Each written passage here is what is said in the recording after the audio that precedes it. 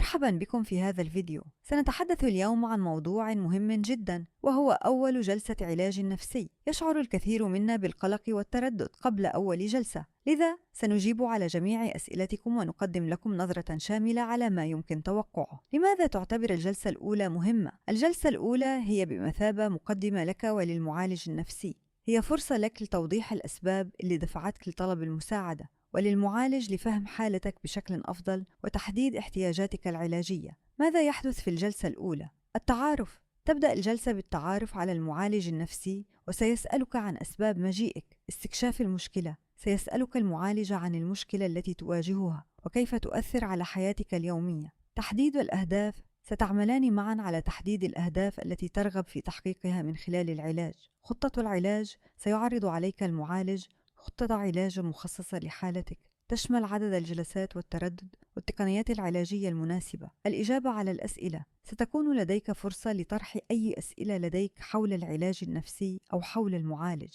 ماذا يجب أن تتوقع في الجلسة الأولى؟ بيئة آمنة وداعمة. ستجد بيئة آمنة وداعمة للتعبير عن مشاعرك وأفكارك دون خوف من الحكم. الاستماع الفعال. سيستمع إليك المعالج باهتمام شديد، وسيمنحك مساحة للتعبير عن نفسك بحرية. التعاون. ستكون شريكاً في عملية العلاج، وسيعمل المعالج معك كفريق واحد لتحقيق أهدافك. نصائح قبل الجلسة الأولى. فكر بوضوح. حدد الأسباب الرئيسية التي دفعتك لطلب المساعدة. جهز أسئلتك. اكتب أي أسئلة تريد طرحها على المعالج. كن صريحاً. لا تخف من مشاركة أي مشاعر أو أفكار تشعر بها. كن مستعداً للتغيير. العلاج النفسي هو رحلة، وتتطلب التزاماً منك. ختاماً، أول جلسة علاج نفسي هي خطوة شجاعة، وهي بداية رحلة جديدة نحو الشفاء والتحسن.